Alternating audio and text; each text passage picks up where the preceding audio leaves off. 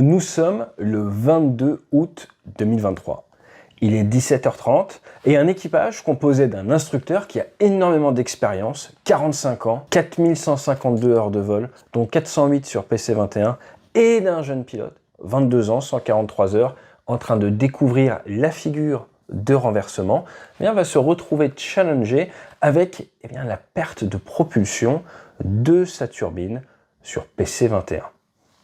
Cette perte de propulsion ne doit rien au hasard et nous allons nous rendre compte qu'en fait, il s'agit d'un problème lors d'une opération de maintenance. L'équipage a pris en main un avion qui avait une petite pièce, un FOD comme on dit, qui s'était introduit dans une partie critique de la turbine. Et ils vont se retrouver sans aucune traction, à devoir prendre des décisions très rapidement, essayer d'aller se poser sur le terrain le plus proche ou utiliser les sièges éjectables et sortir de l'avion.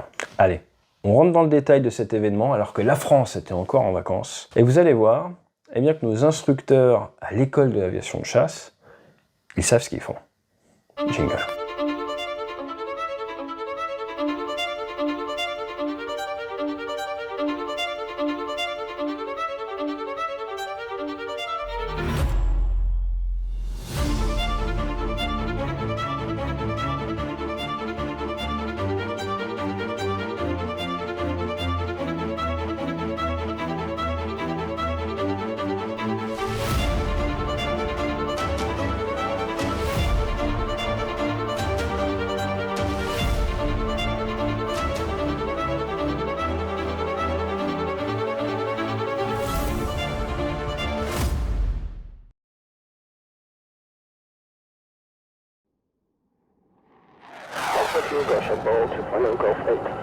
Roger, ball.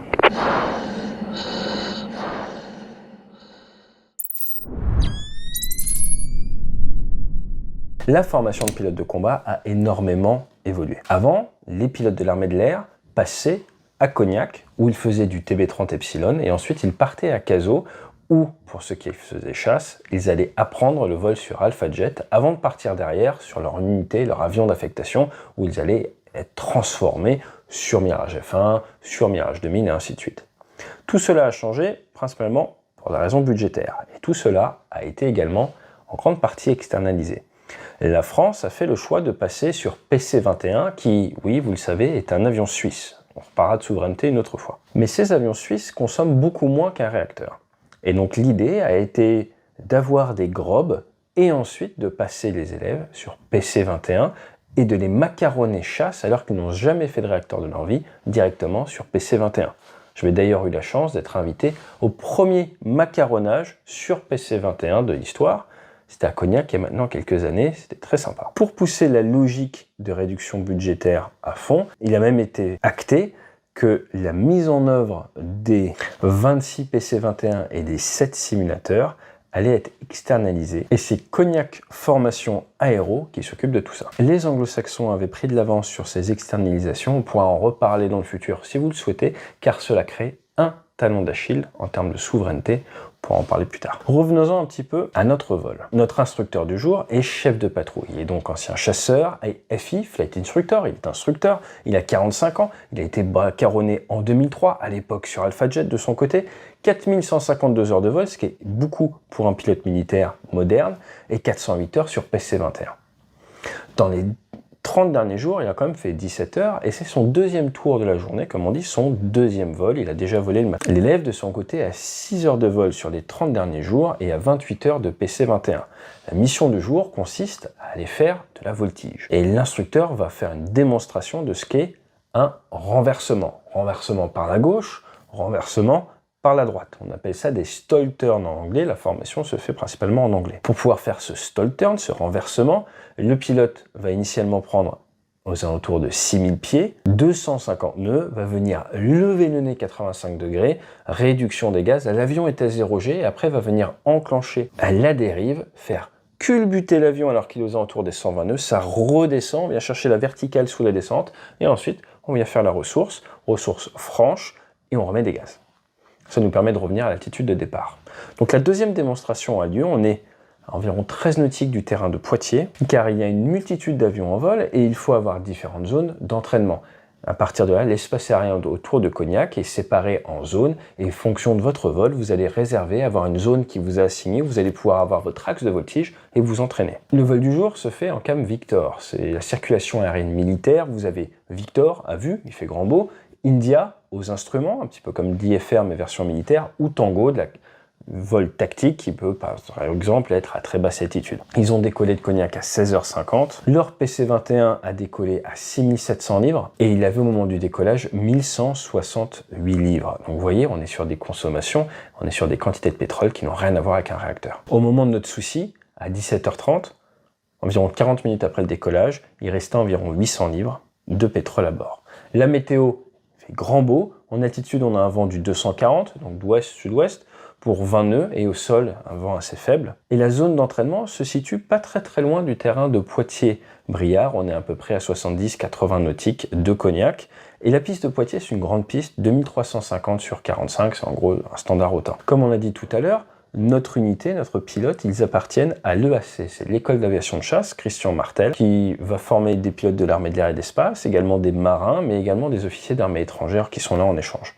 C'est depuis 2018 qu'ils sont du PC-21, qui a remplacé donc le TB30 et l'Epsilon. Ce qu'il faut comprendre sur le PC-21, c'est que vous avez une turbine. La PT6, j'ai eu la chance de faire de la PT6 sur Tucano, c'est la grosse turbine qui se vend bien de chez Pratt & Whitney, ça marche super bien, et dans le cas du PC-21, vous avez une hélice qui est à pas variable, mais à vitesse constante. Elle est aux alentours des 2000 tours, sauf forcément quand on démarre ou dans certaines phases de vol. Si vous êtes en palier et que vous demandez plus de puissance, que vous avancez la manette des gaz, eh bien vous avez l'ordre qui arrive dans ce qu'on appelle le PIU, le Propeller Interface Unit, l'unité d'interface de l'hélice, qui lui va agir sur le pas. Donc ça veut dire que plus je mets des gaz en palier, plus on va demander de la puissance, plus le pas il va s'agrandir, plus la traction va augmenter. Donc pour faire très simple, on a petit pas, ça veut dire couper l'air de manière très courte devant. C'est un petit peu comme quand vous moulinez à vélo. Vous avez les grands pas, où là, vous allez chercher, l'hélice est différente en termes d'angle, elle vient chercher plus d'air, et c'est comme de gros braquets à vélo. Petit pas, c'est en fait vous moulinez, grand pas, c'est tout à droite, vous bourrinez. C'est exactement l'inverse d'un pignon en fait, ou si vous voulez, c'est comme les plateaux. Petit pas, petit plateau, grand pas, grand plateau. Voilà. Et ce PIU, il va marcher grâce à de l'huile qui est sous pression. Notre équipage fait son vol, ça fait de la voltige, tout va bien, démonstration, deuxième démonstration de renversement, d'abord le premier à gauche, le deuxième à droite, 5800 pieds, on tire sur le manche, on a 256 nœuds, 85 degrés de néo, à 120 nœuds, paf, pleine patate, on met du palonnier à droite, ça part vers la droite, on a réduit les gaz pour permettre d'éviter tout ce qui est couple. On était à 0G en descente, on reprend du 0G, on est bien 90 degrés nez bas, et là, ressource. Et au moment de la ressource, on remet les gaz. Et là, dysfonctionnement de régulation au niveau de l'hélice. On a une augmentation du pas de l'hélice, une diminution de la vitesse de rotation, plusieurs alarmes qui s'affichent. Et alors qu'on est à 6000 pieds, 250 nœuds, eh bien ça ne tire plus. Avec un réacteur, on dit ça ne pousse plus. Là, c'est une hélice, ça ne tire plus. Problème, on est à 13 nautiques du terrain le plus proche. Si vous partez de 140 nœuds à 6000 pieds, vous allez pouvoir faire 12 nautiques maximum. Donc la piste 03 à Poitiers, ça peut passer, mais absolument sans gras. Et là, notre pilote, qu'est-ce qu'il fait? Aviate, navigate, communicate, et il va très très vite. Aviate, pouf, il garde le nez à plat. Pourquoi? Parce qu'il a un excédent d'énergie. Donc il vient laisser décélérer son avion de 250 nœuds vers sa vitesse de planée optimale, sa vitesse de finesse max entre 135 et 150. Pendant ce temps-là, il se dit, navigate, où est-ce que je veux aller? Mon terrain le plus proche. Et il le sait, parce qu'il l'a anticipé en monomoteur, on cherche toujours un champ où on sait toujours où est le terrain le plus proche de dégagement. Il va tout de suite partir en virage pour mettre le nez face à Poitiers. Et après, communicate, il va déclarer une urgence, demander la priorité d'atterrissage, Mayday, je me déclare en urgence, j'ai une perte au niveau de mon moteur, j'ai besoin de la priorité, dégager tout le monde, je vais me poser, convoquer également, déclencher ce qu'on appelle les véhicules, les services de secours. Pendant ce temps-là, vous allez également réfléchir à, ok, si on n'arrive pas à faire de terrain, on cherche d'autres champs, attitude de décision, on ne va pas attendre d'être à 30 mètres sol pour se dire ça passe pas, et également on a cette option d'avoir le siège éjectable. On a un siège éjectable, la sécurité, quelle est notre responsabilité en tant qu'équipage? Eh bien, on veut tuer personne au sol, il faudra donc choisir une zone non habitée avant de tirer la poignée d'éjection, dans l'ordre normalement place arrière, place avant, avoir sur PC-21, et ensuite avoir assez de hauteur pour avoir le temps de faire sa petite check sous voile pour réussir à se poser en toute sécurité. Donc il va falloir réfléchir aux prochaines étapes. Combien de temps on a devant nous? Donc ils ont très peu de temps, ils ont que quelques minutes. Tout va se passer en l'espace de 6 minutes. Et à ce moment-là, il faut décoincer. Ce qui est intéressant de voir, c'est que oui, ils ont un siège éjectable. Ils perdent la propulsion, ce n'est pas pour autant qu'on s'éjecte tout de suite. Ils sont responsables de la sauvegarde de l'avion et de la protection des gens au sol.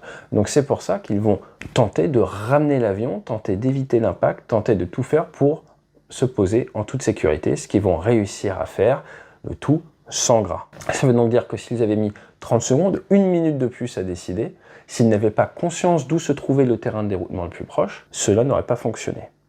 D'où l'importance, toujours en monomoteur, de savoir qu'est-ce que vous devez faire si votre moteur s'arrête. Alors je dis en monomoteur parce que c'est vital, mais en bimoteur, même combat. Hein.